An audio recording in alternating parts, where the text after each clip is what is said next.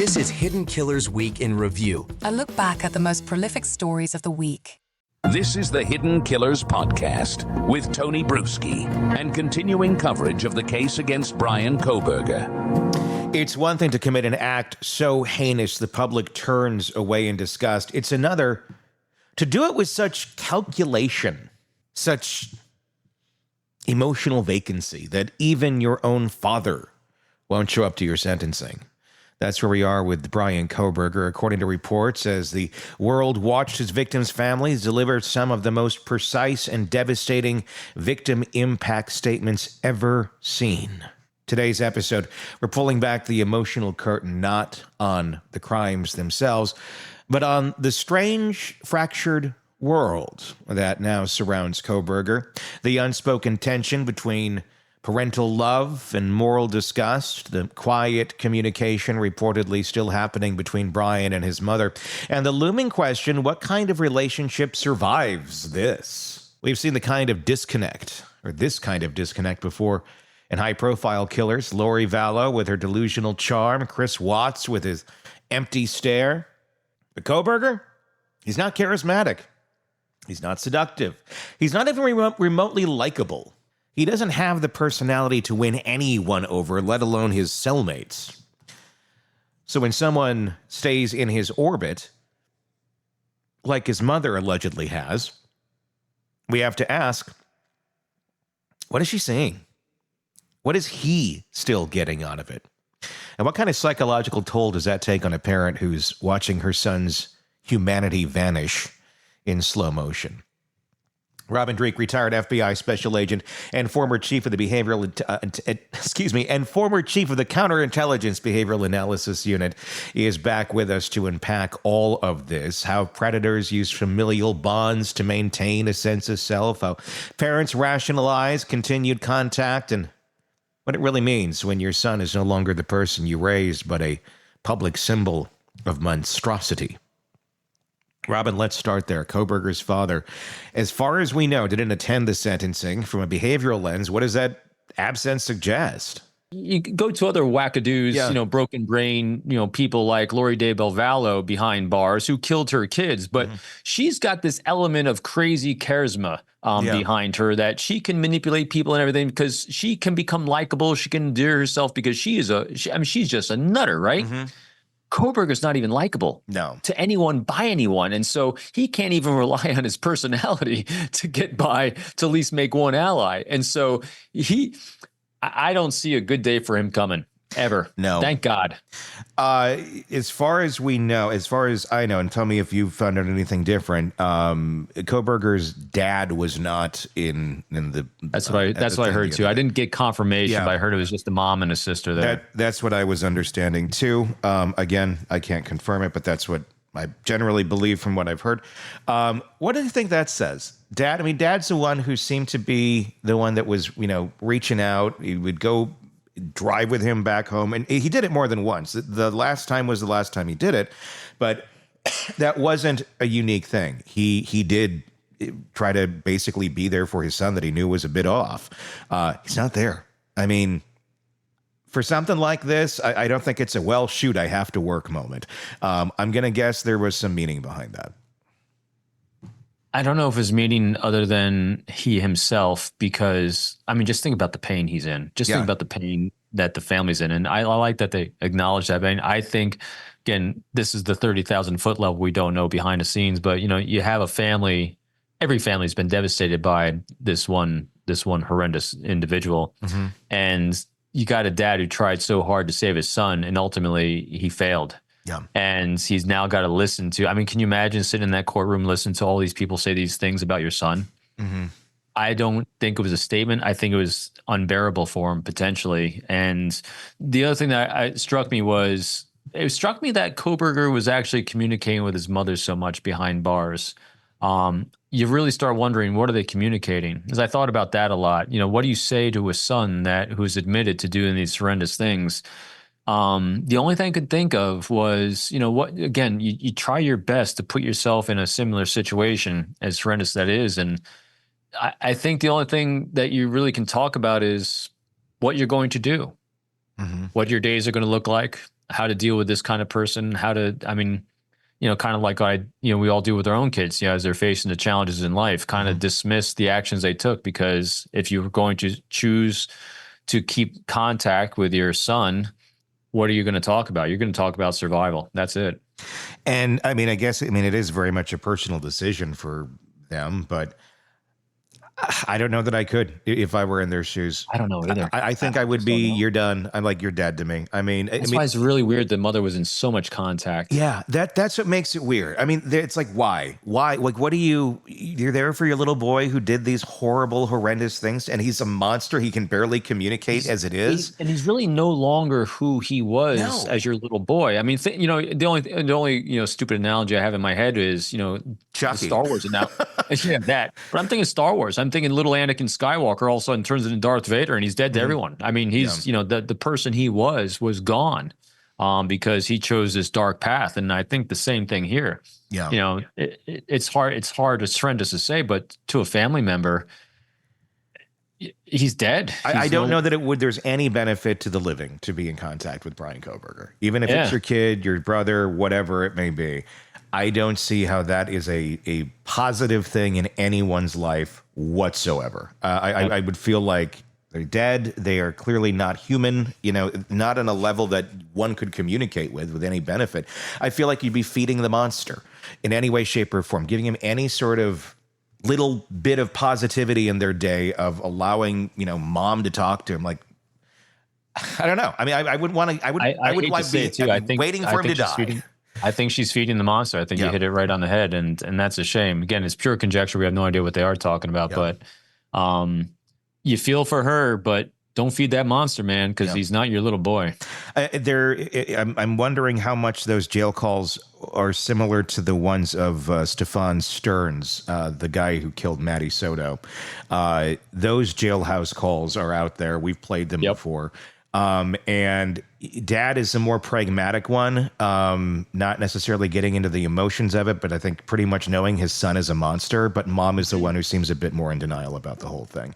I have no idea what those conversations are like now that he's admitted to all of these things and taken the plea. But I do wonder, I don't know, there's a line, I think, at some point where it's like, I'll be there for you no matter what. Not this.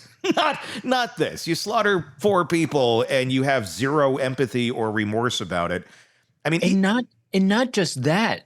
They're looking at him in the courtroom. Yeah, he didn't give a rat's ass. No. Where do you as a parent? Where do you even make the connection? I don't even. The hardest part for me to understand during this whole thing, believe it or not, was. And I'm not doubting it because Howard Bloom's got a great insight to this and other people have a great insight too. Because when you watch him in the courtroom, you have such a hard time imagining that what anyone thinks is going to influence his choices. It's hard to imagine he's going to make a choice to make it easier on his parents because he doesn't seem to give a rat's ass. Yeah. Psychopaths don't care about others. I'm not doubting it if people are saying it and there's data points for him to support it. I still think he did it for himself. He thought, kind of like what we were saying before, I think he said, all right, I'm looking at the data. It's not looking good for me to get off. So the best thing I can do is, hey, let's create this new future for myself. Mm-hmm. Where I'm going to be this, I'm going to be studied, I'm going to write a book, I'm going to do all these great things, and I still have something to look forward to because I didn't care about the world anyway. And I think in my mind, but since he's all about him and the grandiosity, he decided to get the plea deal when offered to him again and probably pressed by defense because she knows she's losing. Mm-hmm. Less so than I did it for mom. Does he look like the type of guy that you'd say, I did it for mom? No. See, that's what I mean? The data doesn't support it. He's me. Make my own future. Be in charge of what I think happens. The only thing I can contemplate would be they're talking a lot. He is getting something out of mom's communication with him. And I'm wondering, Howard contemplated that mom was in control for a while saying, don't take the plea. I'm wondering if mom eventually said, take the plea. And if you don't take the plea, I'm not going to be able to continue talking to you anymore. And I wonder if he saw that as like, that's his own, that's like the only little lifeline, the only human being on this planet who still has an inch of empathy for him. And even she was, I don't know, this is just my conjecture. I wonder if she's the one that drove it. And it wasn't in a way of, I'm going to take the plea to protect my mom, but mom maybe said, I'm going to withdraw any contact with you, and that was the carrot on the stick that made him do it. Because that would be a me move. That would be that goes away. I mean, right. and maybe she just, she knew, they all knew he did it, and I can see that for the good of everyone, just take the plea, just do it. Otherwise, you're going to get killed. So I'm gonna differ on the language for the good of everyone. He don't care about everyone. He's for the good of himself. Yeah. Because I think you hit it right on the head there. So if the mother influenced it, is because of the impact it was going to have on him about not having some sort of validation from the only person left on the entire planet until you get the friggin' groupies that are now going to want to talk to him. Is his mom. So yeah. And that's why she's feeding, like you said, she's feeding the beast. Yeah. And that's where... Starve that beast. Yeah. You got That's right. Consalvases will take care of the entire thing. Exactly. The wheels are already in motion. They set it in motion. They can just sit back and watch a show at this point. That family. I tell you what, anyone that is if any of them are unemployed at this point, I mean, who wouldn't hire them? I mean, those are doers. God. That's a family of doers. Yeah, no kidding. No kidding. Problem-solving doers. I put a question out on our YouTube channel. Will Bryan Kohberger survive prison? If not, how long before prison justice takes him out? I just posted it like right as we began talking here. I haven't got any responses on it yet, but it'll be interesting to see what the general take is on all of that. Yes, it will.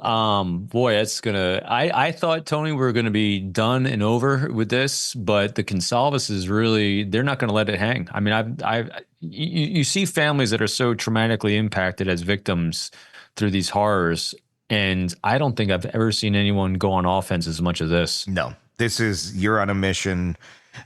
I'm on a mission from God to take you out. They were not victims in that courtroom at all. No, they definitely brought it. There's no guidebook for parenting a monster, no roadmap for navigating what to do when your child doesn't just fall through the cracks, but digs a hole through them. And yet, the Cobergers, at least one of them, still seem to be trying to make it work. We don't know exactly what's being said in those jail calls, but we know enough to ask, what's the cost of staying connected to someone who shows no remorse, no accountability, and no real acknowledgement of the damage he's done? Robin framed it perfectly. This isn't about maternal compassion. It's about survival. But whose? Because every phone call, every letter, every glimmer of human interaction is a drop of relevance in the bucket for Bryan Kohberger. He doesn't need a fan club. He just needs one person who still sees him as something more than a number. And right now, that person might be his mother. But there's a line between love and enablement, between support and supply, between holding space and feeding the monster. And as we discussed, if that lifeline was the only thing standing between him and a plea deal, if it was used as leverage to get him to face consequences, then maybe it served a purpose. But if not, if the calls are just another way for him to manipulate, to control, to pretend he still matters, then every moment of contact is another hit of oxygen for someone who should be grasping for air. Meanwhile, his victims' families, especially the Gonzalez, aren't just grieving. They're building barriers, social ones, psychological ones, cultural ones. They're making damn sure that Coberger doesn't become a curiosity, a study subject, a prison yard legend. They're cutting him off of any future glory. And maybe that's the real difference here. While Coberger's family might still be figuring out who he is, the rest of us already know. He's not Anakin. He's not Darth Vader. He's just another lost boy who chose to burn the world down and now wants company in the ashes. Tell me what your thoughts are in the comments section. Be sure to press subscribe on YouTube So you can do just that. Just to search us if you're not there already. Search Hidden Killers with Tony Brueski, or check us out wherever you download podcasts, Apple Podcasts, Spotify, wherever it may be. Search Hidden Killers with Tony Brueski there as well. Until next time, for all of us here at the Hidden Killers Podcast and True Crime Today, I'm Tony Brueski. We'll talk again real soon. Want more on this case and others? Then press subscribe now and don't miss a moment of true crime coverage from Tony Brueski and the Hidden Killers Podcast.